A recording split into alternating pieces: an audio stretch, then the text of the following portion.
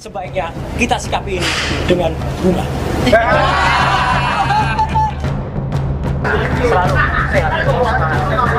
P21 itu harus fakta, harus tersurat, harus tertulis. Nggak boleh P21 itu goib, belum ada. Ini sudah dinyatakan lengkap, jadi saya kasih hadiah satu ini. Sorot kamera ini panjat digosong untuk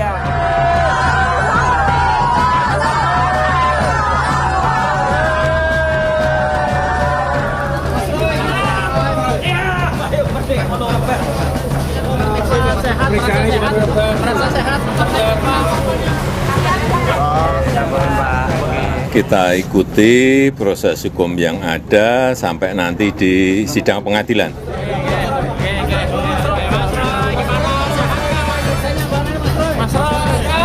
Bismillahirrahmanirrahim. Oke, makasih Mas Roy. Semua semangat.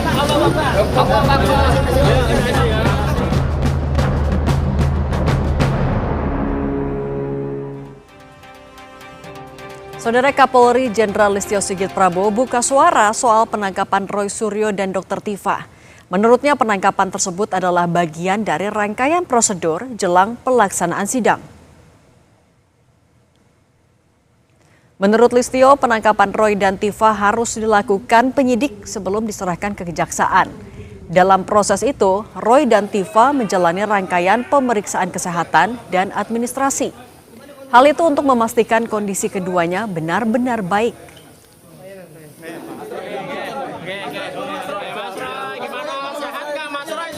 Merupakan rangkaian dari kegiatan yang harus dilakukan penyidik sebelum diserahkan tahap 2 ke kejaksaan. Ada kegiatan pemeriksaan kesehatan, pemeriksaan administrasi untuk memastikan semuanya dalam kondisi baik sebelum diserahkan ke kejaksaan.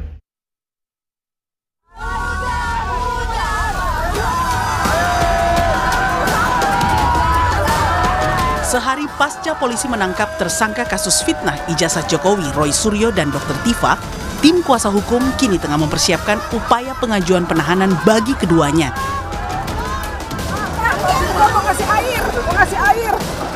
Kubu Roy menilai kliennya berhak mendapatkan asas praduga tak bersalah. Apalagi kasus yang menimpa Roy dan Tifa hanyalah kasus fitnah, bukan kriminal berat seperti pembunuhan. Gangguan penahanan dan juga garis miring tidak ditahan karena ada pelimpahan nanti, itu adalah prioritas kami sekarang ini. Mereka kan belum tentu bersalah, ini kan ranah gray area, bukan peristiwa seperti pembunuhan, perampokan, korupsi, dan lain sebagainya. Tapi ini adalah sebuah perbedaan pendapat, kebebasan menyampaikan opini, dan kemudian dikriminalisasi.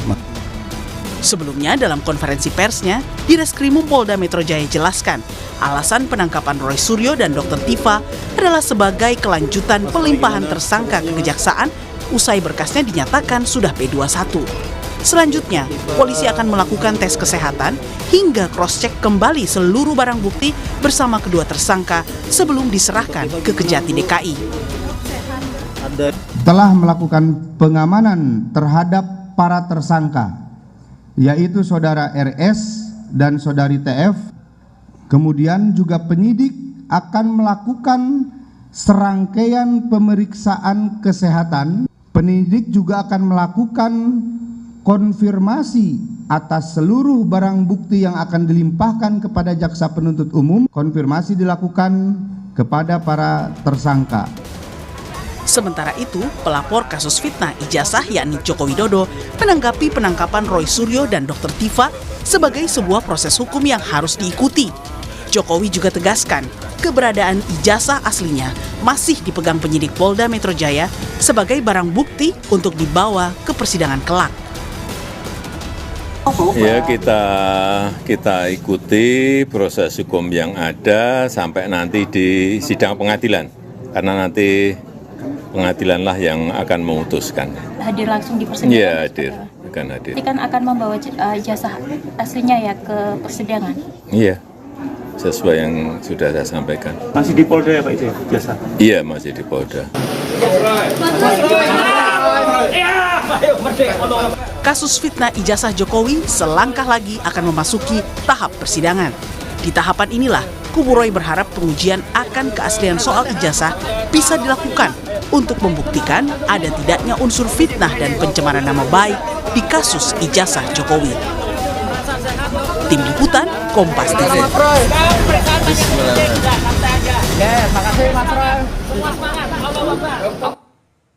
Lalu apa alasan kuat tim kuasa hukum untuk mengajukan penangguhan penahanan bagi Roy Suryo dan Dr. Tifa? Kita bahas bersama tim kuasa hukum Roy Suryo CS Azamhan dan juga ada Sekjen Peradi Bersatu Ade Darmawan. Selamat petang semuanya. Assalamualaikum warahmatullahi wabarakatuh. Waalaikumsalam warahmatullahi wabarakatuh. Bang Azam, kemarin kita kaget loh, Dr. Tifa keluar dari ruang pemeriksaan IGD pakai kursi roda. Oke, itu akan asam lambung. Tapi kalau Bang Roy Suryo sampai diminta untuk perawatan lebih lanjut, sebenarnya ada sakit apa?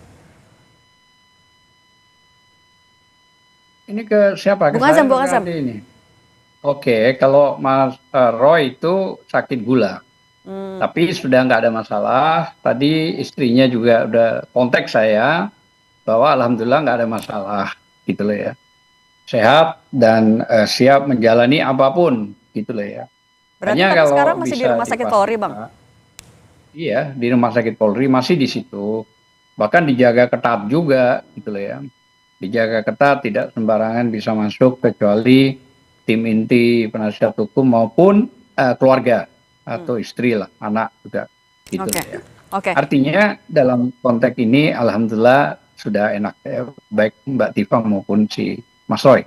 Oke, kalau gitu tapi Bang Azam, kalau dari versi kubu Anda sebenarnya apa alasan kuat yang akan Anda ajukan sampai Roy Suryo dan Dr. Tifa harus ditangguhkan penahanannya? Tangguhan penahanan itu kan diatur di KUHP pada siapapun gitu loh ya.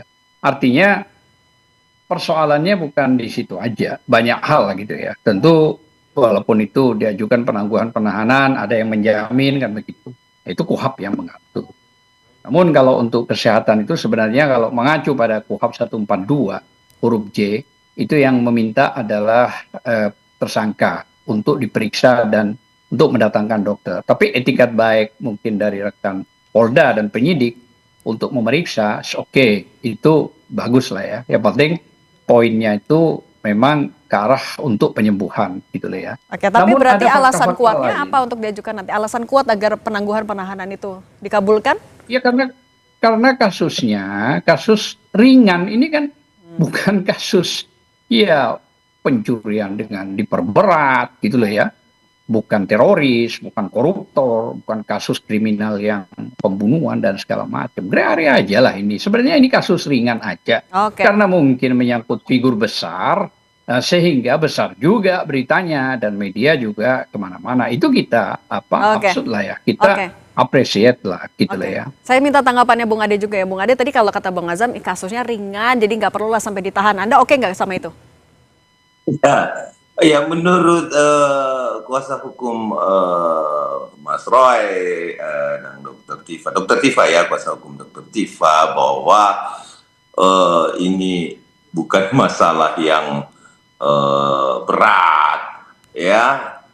Kita berkaca pada diri kita masing-masing bahwa ketika kemudian ada penghinaan yang melibatkan bukan cuman Pak Jokowi yang terhina di sini, itu sampai melibatkan keluarga besarnya pun dihina, sampai ada yang datang ke kuburan. Bayangkan Mbak Sundi ya bayangkan Mbak ya, ziarah orang mendatangi kuburan orang lain ya, kemudian mendatangi itu pengen tes DNA. Ini nalar kita menyatakan bahwa ini ringan menurut mereka, karena mereka sudah ditahan. Coba kalau mereka nggak ditahan, wah lain Mbak. Jadi gini loh, itu hak dari teman-teman pengacara untuk mengajukan dan membantu kliennya. Kita tidak bisa membatasi itu karena itu juga diperkenankan oleh aturan dan perundang-undangan. Namun kalau seperti dikatakan bahwa dengan alasan ini bukan masalah yang pelik bagi mereka, itu bagi mereka bahwa kemudian menginjak-injak harga diri. Ingat loh, kita ini muslim, di dalam Islam itu jelas kok dikatakan lebih kejam dari pembunuhan. Berarti itu alasan menurut Anda sebaiknya ditahan aja? Ya, kalau saya bilang ini sudah bikin gaduh, Mbak. Jadi kalau hal-hal yang bikin gaduh itu ya diamankan saja, jangan sampai mengacaukan peradilan. Artinya begitu. Bahwa Oke, saya kalau sepakat, gitu, saya- oke saya bikin gaduh nih. sepaham. Saya minta juga tanggapannya Bang Azam. Bang Azam katanya bikin gaduh Roy Suryo dan Dr. Tifa. Jadi gini, jadi gini, kalau kita bicara legal standing, si Ade ini kan bukan pengacaranya Pak Jokowi gitu loh ya. Dia kan apa gitu loh ya, kan itu dia. Jadi jangan terlalu Warna dalam saya juga kan bicara jelas, Jokowi. Pak Azam.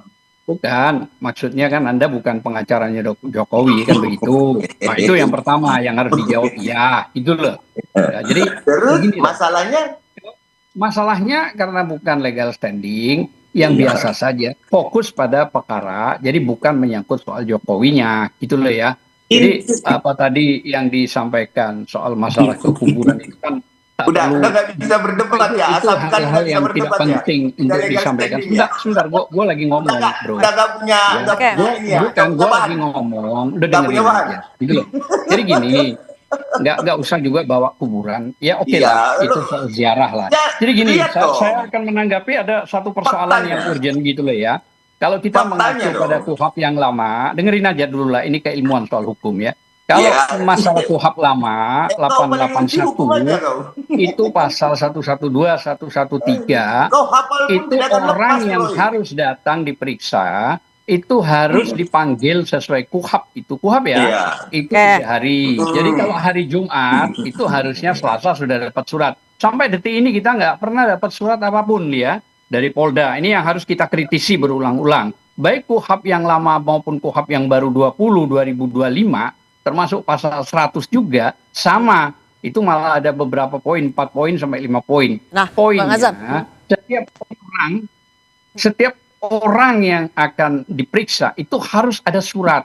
Nah, Karena Bang- surat tersebut yang membuktikan secara prosedur Nah oke, itu nah penting. soal surat itu tidak disampaikan, tapi juga Bang Azam, kalau Bang Hozin bilang penangkapan ini sebenarnya juga untuk tekanan untuk Roy Suryo dan juga Dr. Tifa agar melakukan hal yang sama dengan Rismon dan juga Egy Sujana. Benar nggak kalau menurut Anda? Tapi jangan dijawab dulu, kita akan lanjut lagi. Tetap bersama kami di Kompas Petang.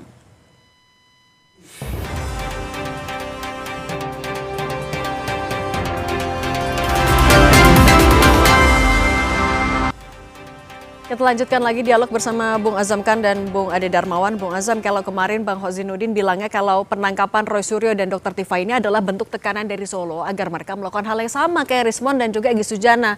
Kubu Anda punya bukti apa sampai menuding itu sebenarnya? Jadi persoalannya itu sebenarnya kalau kita melihat ini kan memang sentralnya di Solo, yaitu sebagai pelapor. Karena sebagai pelapor wajar kita berbicara begitu. Artinya bentuk kewajaran itu bukan soal bukti dan segala macam. Tapi yang paling poin itu saya sampaikan bahwa pihak dari Polda, penyidik itu tidak pernah mengirimkan surat. Sesuai kita cerita tadi KUHP lama dan KUHP baru, KUHP 8881 gitu loh ya. Nggak pernah ada pasal 112, pasal 113 itu nggak pernah ada. Dan kita sudah cek semuanya, kita datang ke rumahnya. Harusnya minimal 3 hari. Termasuk juga KUHP 20/2025. Itu juga diatur 2 hari. Kalau 2 kali dipanggil itu tidak datang, maka ada penjemputan paksa. Oke. Masa pantas dijemput, tidak boleh mandi, tunggu langsung. Mau ngopi, nggak boleh ngopi di sana. Mau ambil obat, nggak boleh. Sampai nggak bawa obat.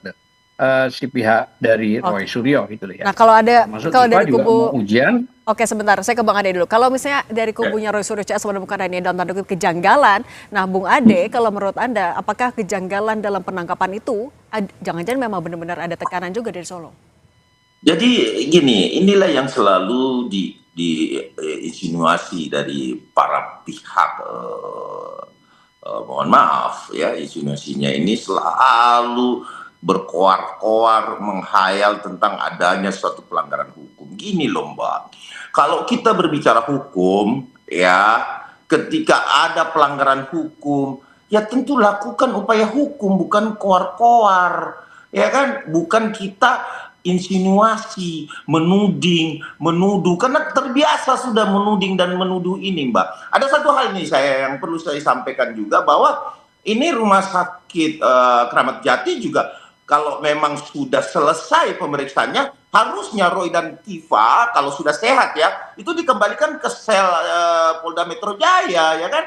Harusnya sudah dikembalikan mereka kalau sudah sehat, artinya sudah bisa menunggu sampai hari ditentukannya pelimpahan tahap 2. Karena kan tadi kita dengar sendiri bahwa Kapolri menyatakan bahwa ini hal yang lumrah dan wajar saja. Ini kan hal yang wajar. Satu penahanan ini bukanlah suatu hal yang berakhirnya satu kehidupan, tetapi ini adalah efek jera pertanggungjawaban hukum terhadap pelanggaran hukum. Ya kan, kalau kita tidak melanggar hukum, maka tidak mungkin ada juruji besi, tidak mungkin ada penjemputan dan lain-lain sebagainya. Terpenuhnya unsur-unsur tindak pidana sehingga ada ya ada yang namanya efek jera di situ, ada tindakan-tindakan upaya paksa di situ. Nah, itu sebab akibat tahu dan mau gitu loh. Artinya ini konsekuensi. Tapi apapun itu, ya kita salut dengan Asam Khan ini bahwa dia membela. Asam Khan punya hak untuk membela kliennya sampai kapanpun. Tetapi menurut kami untuk melihat paradigma di masyarakat juga ini, bahwa kalau sudah sehat ya dikembalikan sajalah di sel Polda Metro Jaya. Itu sih yang itu sampai pelimpahan nantinya. Maksud Anda ditahan sampai pelimpahan. Oke. Nah, ini kan juga artinya ketika sudah mau ke pelimpahan, Bung Azam Khan, artinya kan sudah semakin dekat ke persidangan. Tapi dari kubunya Pak Jokowi atau dari relawannya Pak Jokowi bilang kalau bukti-bukti yang Anda punya juga sebenarnya cuma fotokopi doang. Berarti nggak kuat juga dong. Enggak lah. Kita ini belum masuk apa-apa masih gitu loh. Berarti ini itu kan juga dugaan-dugaan aja. Awal. Iya, tahap awal, belum apa-apa. Nggak bisa dijustifikasi seorang itu bersalah gitu loh ya. Bagaimana belum ada apa-apa gitu loh ya. Karena masalahnya ini kan cuma berpulang pada 310, 311 yang lama. Artinya gitu kalau ya. masih di tahap awal, makanya maksudnya ada kemungkinan apa lagi, Bang? Itu? Oke. Artinya kalau masih di tahap awal, ada kemungkinan apa lagi? Maksudnya Bung Roy bisa dilepaskan? Banyak. Ini kan tanggal 22 besok hari Senin rencana mau di tahap 2 ke Kejari gitu. Walaupun harusnya ke Kejati karena kalau Polda ke Kejati, Polres ke Kejari. Tapi oke lah, itu nggak ada masalah gitu loh ya.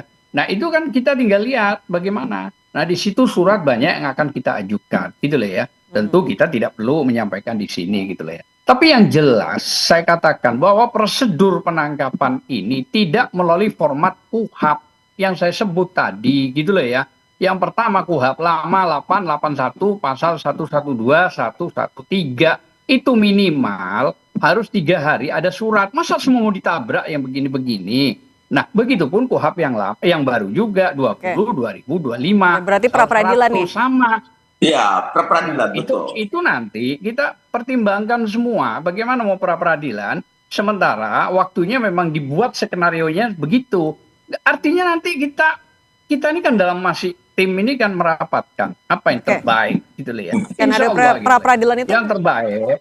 Mau disiapin yang terbaik itu adalah kesempurnaan milik Allah gitu loh ya. Lah kalau pra itu bisa saja iya, bisa saja enggak. Itu kan diperhitungkan. Tidak boleh dong orang dipaksa untuk melakukan itu. Enggak boleh. Jadi biarkan saja apa yang terjadi. Sekarang kan klien kita sudah ada di dalam. Karena klien kita ada di dalam, maka prosesnya masih dalam pemulihan. Pemulihannya sudah berjalan. Pemulihan sudah berjalan. Diserahkan kepada Kejari. Kalau gitu saya juga minta tanggapan dari Bung Ade dulu. Ya, jadi gini, jadi terkait pra peradilan itu berakhir tidak dapat diajukan lagi bila mana sudah masuk pada pembacaan dakwaan atau sidang pengadilan pertama. Tapi kalau masih dalam tahap belum masuk ke dakwaan atau pembacaan dakwaan tentang sidang pertama, maka pra peradilan itu masih dimungkinkan untuk dilakukan. Misalkanlah katakanlah hari Senin, kalau mau dilakukan secara hukum nih, nggak koar-koar nih kan.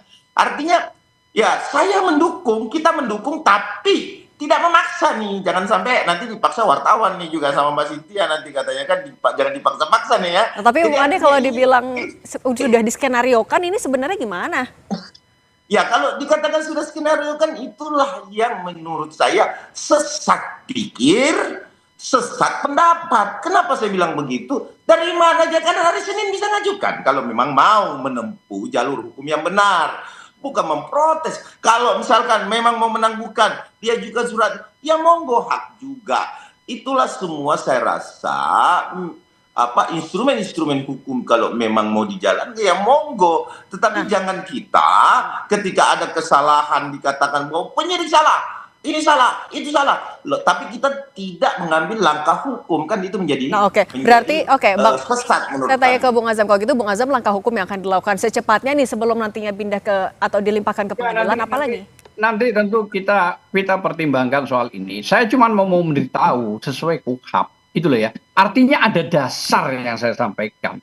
Bukan sekedar omong-omong, narasi, opini, ngemarahi orang, enggak. Saya berbicara dasar. Dasar hukumnya ini loh yang saya bicarakan. Nah, dasar hukum ini saya sampaikan bahwa memang harusnya ada surat, tapi surat itu enggak ada. Dan saya sudah tanyakan kepada penyidik, kenapa tidak diberikan surat itu? Diam. Lah, inilah yang saya maksud, bahwa jangan sampai serampangan proses hukum ini karena adanya tanda kutip tekanan, pesanan, pokoknya ini yang berbahaya. Nah, artinya apa? Hukum biarkan saja berjalan dengan sendirinya gitu. 400 hari loh dari laporan tanggal 30 April tahun 2025 baru sekarang ini loh. Terus 7 bulan ditentukan tersangka. Terus P21 itu kan ada batas waktunya 14 hari. Itu terlampaui sampai 4 bulan loh. Itu ada dasar semua yang saya bicara. Pasal KUHAP 138 yang lama, yang baru pasal 62, 45 ayatnya. Artinya jelas di situ.